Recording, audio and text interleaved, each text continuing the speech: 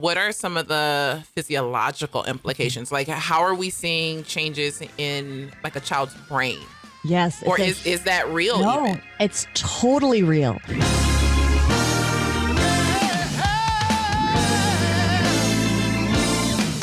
So, your children, when they're born, when those babies are born, they have billions and billions of neurons forming. And that's why the American Academy of Pediatrics says no screen time. Ideally what you're shooting for is 2 or under, no screen time, so that brain can develop, so they can see a real apple and not just a little apple on the back of your device, so they can see different things. So they're actually crawling and moving. Think of what a baby's doing when they're on a screen. They're perfectly still, right? Just their little finger. And they're smiling. That's probably about it. So they got a little mouth action going on, eyes and finger. That's it. Whereas think of them with blocks. They're having to hold things. They're having to learn how to tactily work.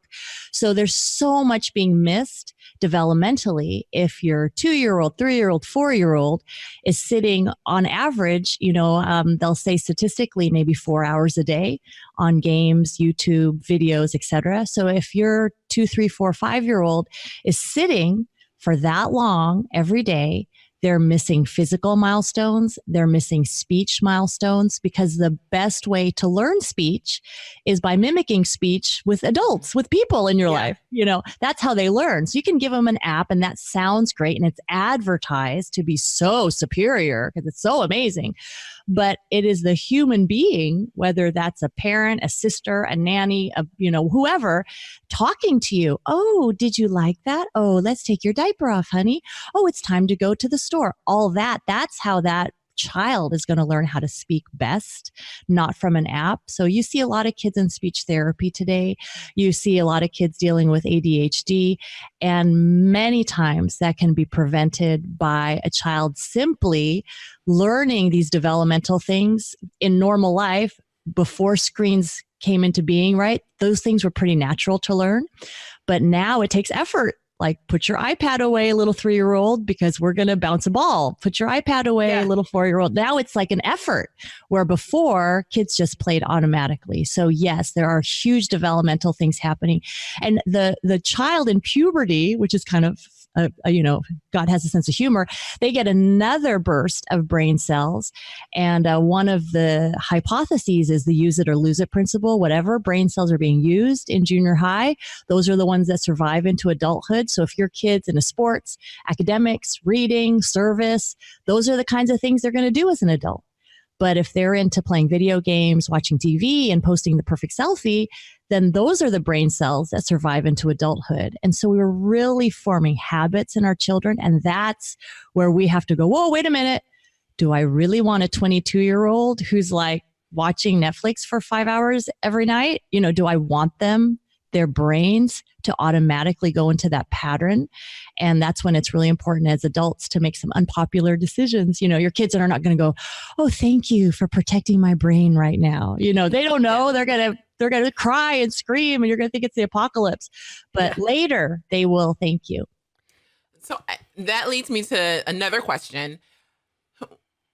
You say like before they're 2, there shouldn't be any screen time. But then and please correct me because I'm probably going to say this wrong. One of the quotes in your book says that by the time a child is 7, they have like a full year of screen time, like 365, 24-hour days of screen time.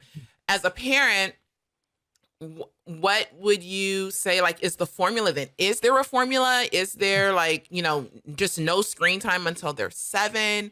How do parents navigate I don't want you to have too much screen time. I want your brain to develop. Or, is there a balance between that and, making sure that my kid doesn't feel ostracized from the rest of the world because they don't have the gadgets that their friends have? Mm-hmm. So to that statistic, so if your child follows the national average, then by the time they're 7, they'd have a full year of screen time. So we think like, wait a minute, I don't want my child to have that much screen time. So I know I don't want to follow averages. So the American Academy of Pediatrics, I think, provides a very good framework. And actually there's like, if if you go to their website, they have a family media plan where you can like type in the age of your children. And basically you're putting in how many hours of sleep should they be getting? How much time should they be outside? How much time are they spending eating? And it kind of shows you what's left for screen time and free time. And then it helps you figure out for your home what would work. So I think that shows that intention, and you're kind of working on it as a plan. But they say from age 2 to 5, ideally half an hour or less, an hour or half an hour or less, but they also recommend co-viewing, because what's different is if you put your child, most of us, when we put our children and they're watching TV, we're not like, oh, fabulous, I'm going to sit right next to you and watch this cartoon with you. You know, we think like, oh, good, we have 30 minutes to be by ourselves and to like get stuff done. And we run as far away as we can. But they recommend co-viewing. So you're like, oh, look, the color's yellow. Isn't that amazing? And then that brings value to that screen time. But most of us don't treat it that way. So, so kind of adding your own commentary to it, so that you're working different parts of the brain. They're not just passively receiving it. You're also engaging in verbal action so that their brain is continuing to be stimulated. Yeah. And co-viewing, like even watching a family movie, you know, with your 12, 14 and 16-year-old, that could be a bonding activity, a good activity. Now you've got the same quotes that you're laughing about. You've seen the same thing. That's a lot different than kids, just one kid in the living room watching this, another kid with earbuds, mom doing social media, dad watching sports. That's a totally different dynamic. So you also have to quantify like, what is this screen time that we're doing and how do we use it? And really what happens is you have very good intentions with that first child, but then child number 2 comes, child number 3 comes, child number 4 comes, or however many. And then you're like, oh my goodness, my older child's watching and I can't get my younger child not to watch. This is getting so hard. So you really do have to be super intentional about, you know, okay, I've got this 2-year-old. Okay, we've got to wait till the 2-year-old's in nap time before the 7-year-old gets their half an hour of TV time. And you really have to plan that out and be very like on it, judicious, because that slips away so easily.